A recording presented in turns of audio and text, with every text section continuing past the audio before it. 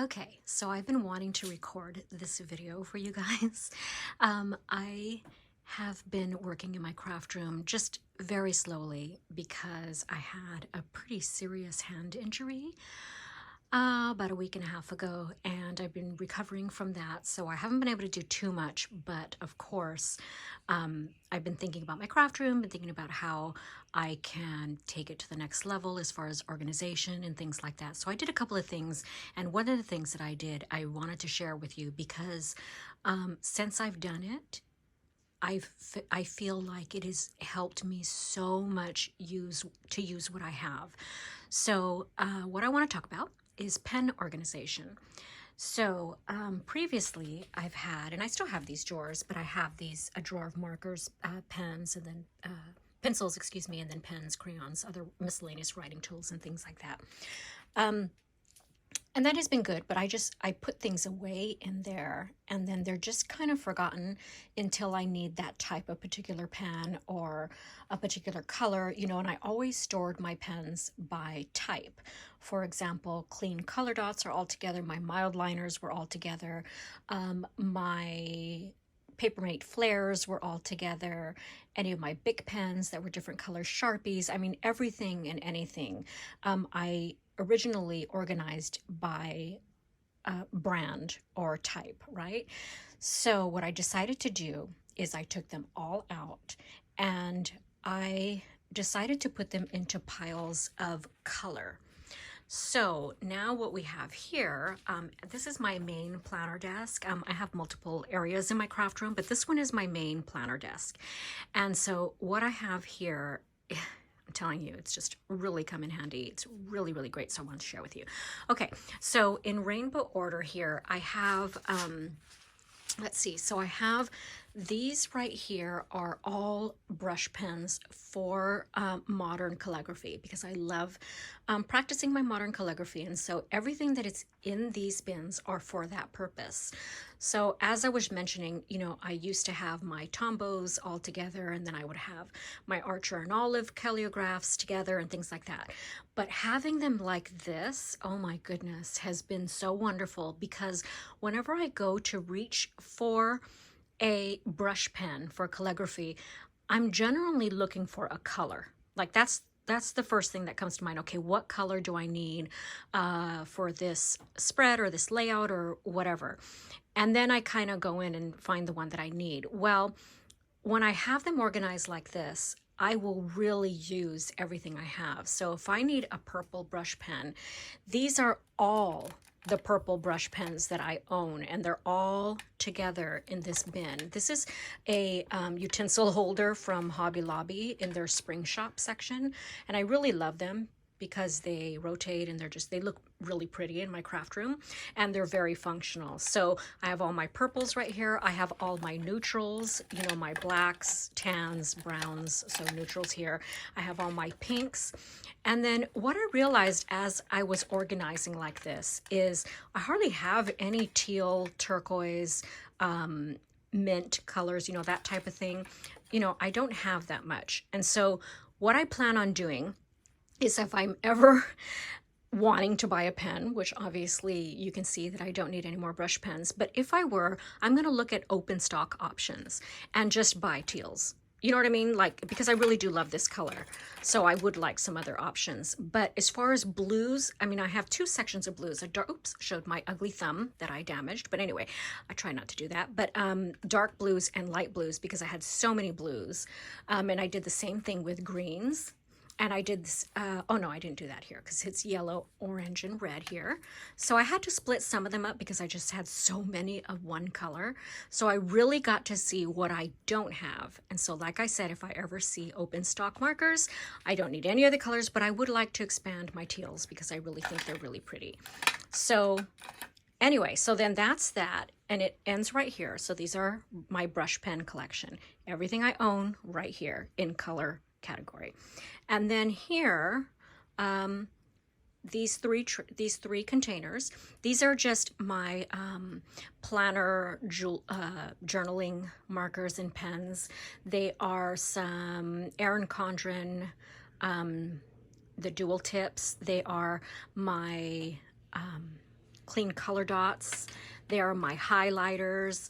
They are my Papermate flares. You know, I love to write with this style of pen. And so you'll see that everything is together by color. I mean, I had like a full, let's see if I can use my other hand. I had a full, sorry, oops.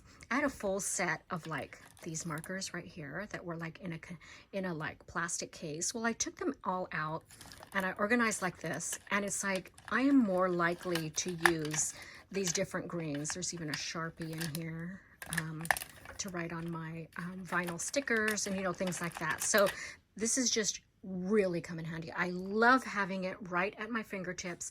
I can grab the color that I need for my spread, for my planner, and just grab them from here.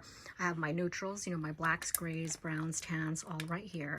There's some Archer and Olives, there's some Erin Condren, there's some Papermate, there's some, just a little bit of everything, and they're all right here. Love it. Highly recommend. If you have a lot of colored pens and markers, that you organize them like this, because it has worked out absolutely wonderful for me. Okay.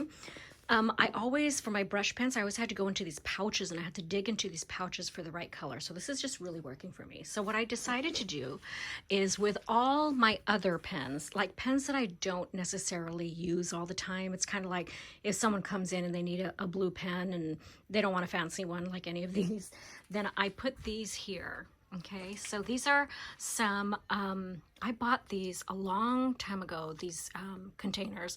I bought them at Michael's, and I've had them for a long time. They've served different purposes as my craft room has evolved. And so now I have all of these by color again. So any, like, you know, generic markers, Crayola markers, Sharpie markers, ballpoints, just other markers that I don't necessarily reach for all the time are also in color category as well. So if my husband needs a black Sharpie or a black pen, right here. No need to go into any of the drawers. They're going to be right here. So again, plenty of blue, plenty of green. Again, my teal is lacking. It's so funny how with all these pen sets, like there's so much of everything else and so little teal. That's what I'm discovering. So, so that's about it. I just wanted to show you. See, these are just, you know, generic stuff that I don't reach for all the time, but wanted to organize. And then my brush pens, and then my planner pens that I reach for all the time. And I got this idea because my paper is also organized like this. And so I want to go into this as well. And I want to share this with you because I feel like it's also been super important in my craft room. So these are Creative Memories project sleeves, and I love them. So I'm going to take one out and I'm going to show it to you. I actually have a piece of paper over here that I need to file. So I'm going to file it under my purple patterned papers. So I'm going to go ahead and bring that out and show you how I have that organized. Okay, so here we are back at my desk, and I got some things out. So I wanted to file this purple paper that I have. It's got some bows on the other side, but I kind of see more of purple in here. So I'm going to file this with my purples. So I wanted to show you, I have these sleeves from Creative Memories, and they're pretty large. They're larger than 12 by 12 because they fit 12 by 12 patterned paper in here, and they also fit 6 by 6 in these pockets, and they fit some scraps in this front pocket. I usually put scraps in there, and then I can put strips in these back pockets. There's 2 pockets back here. So there are lots of pockets, and I just really, really love this. So this is every single piece of purple patterned paper in my craft room. So I took apart every single paper pad that I owned. I took apart every 6 by 6 paper pad, every 12 by 12. I went through all my scraps. I mean, I just was on a mission to get my paper organized. In order to make it more efficient when I'm making a card or wanting to pull a piece of paper, this has just worked wonders for me. It is absolutely wonderful. I would not organize my paper any other way, just like now I will not organize my markers and pens any other way than by color. It just seems to work. So I'm going to go ahead and take this patterned piece of paper. It's an 8.5 by 11. So any size is in here. I have other 8.5 by 11 patterned papers in here, as you can see. So it doesn't matter what size. It just goes in here under the purple patterned paper envelope. And then you'll see here, I also have, I'll just move this aside. I also have my solid purple and it's pretty full. As you can see, these pockets, they fit a whole lot. I'll turn it like this so you can kind of see. So you can see it holds a lot of paper. Again, if I go through and I use a piece and I have a decent scrap, I will stick it in here. I mean, you can see there's just lots of paper in here. So if you have a lot of paper, even if you don't have a lot of paper, and you have trouble finding what you're looking for, or you're having to flip through paper pads or anything like that, I highly recommend this solution. It has really worked for me. And again, every single paper I own is categorized this way by color. And I generally have a solid envelope and then I have a patterned envelope. So if you have a patterned paper that has multiple colors and you're wanting to file it and you don't know where to file it, I do have a rainbow selection. So if it's like kind of very rainbowy, I'll just put it in there. But say for example, it's pink and purple and it has the same amount of pink as it has purple in it, but it's patterned. What I'll do is I will file it into the envelope that I would most likely use that paper in. So say it has purple and green, but you know, one of my favorite colors is purple. So I'm going to file it in purple because it's more likely that when I come across that pattern paper that I'm going to look for it in a purple project than a green project, because I do more purple projects, for example. So that's what I did when it came to things like that. But yeah, everything purple is in here. It's just amazing. I mean, look at these, you know, I have some scraps in this little pocket. These were paper pads, smaller paper pads that I had taken apart. Let's see if I have anything underneath. Yep, I do. I'm trying not to show my injured hand too much because it's pretty gross. So I'm using my left hand a lot.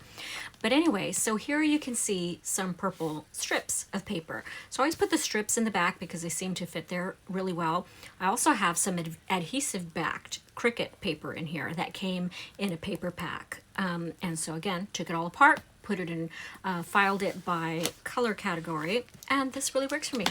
So if you ever need a purple piece of paper, just come over to my craft room and I'm happy to share.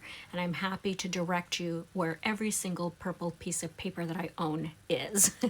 So I hope this has helped you. I'll put some links for some of the products that I use, such as these Creative Memories pockets. They're on the pricier side. I believe it's like maybe 5 of these pockets for like $20, which is kind of a lot, but it's something that I invested in just once for this organization project, and then that's it. I don't have to buy any more. This is, and then you realize how you do not need any more paper once you organize all your paper. Again, unless it's something that you're lacking, like my teal or mint colored pens, then I can see, oh, okay, don't buy any more pen sets. Just buy open stock. Same thing here.